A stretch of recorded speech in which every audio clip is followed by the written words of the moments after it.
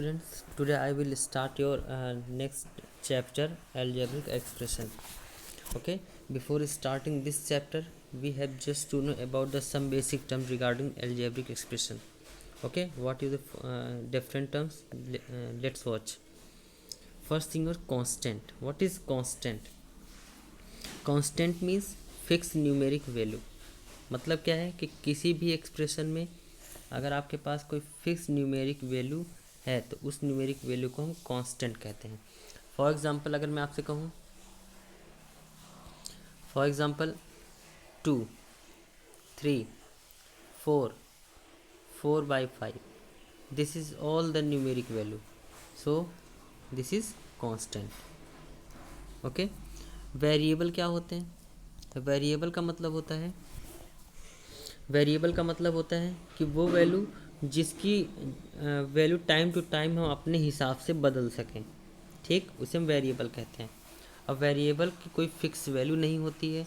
इसको रिप्रेजेंट करने के लिए फॉर एग्जांपल हम x, y, z, w का इस्तेमाल कर सकते हैं.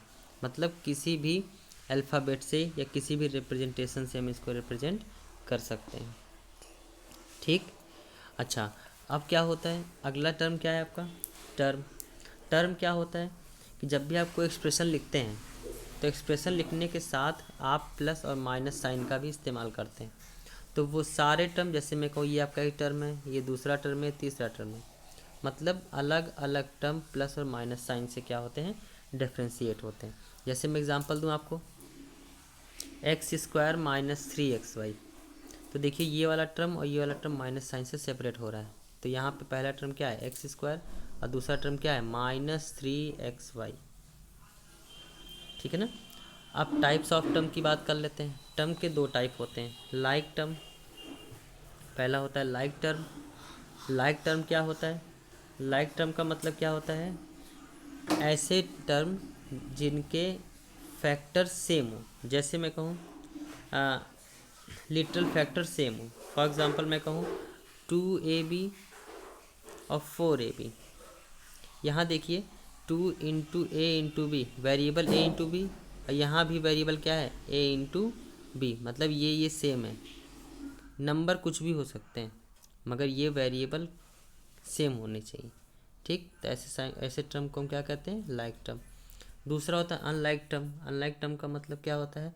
जिनके डिफरेंट लिटरल फैक्टर हो. जैसे 3x² y, 4y².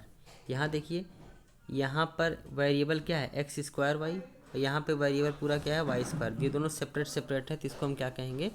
Unlike terms. ठीक है ना.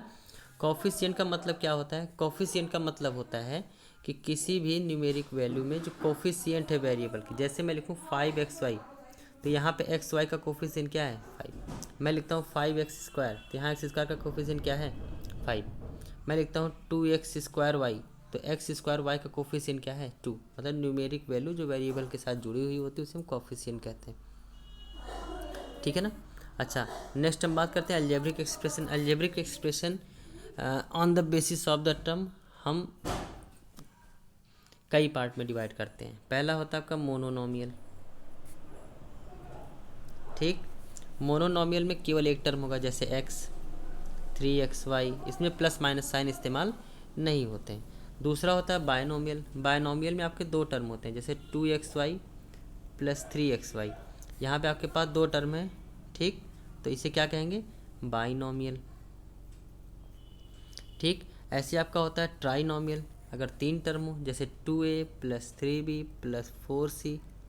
ठीक, ये क्या है? ट्राइनोमियल है, जिसमें तीन टर्म होंगे.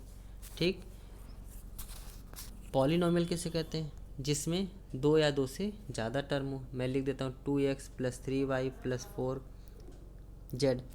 ये ट्राइनोमियल तो ही है, साथ ही साथ इसे पॉलिनोमियल भी हम कह सकते हैं. ठीक है ना. तो ये क्या है? अलजेब्रिक एक्सप्रेशन को आप कई सारे अलजेब्रिक एक्सप्रेशन को अलग अलग पार्ट में on the basis of term divide कर सकते हैं. चाहे मोनोनोमियल हो, चाहे बाइनोमियल हो, और चाहे ट्राइनोमियल हो. तीन के तीनों कैसे होते हैं? पॉलिनोमियल के अंदर ही आते हैं. Thank you so much.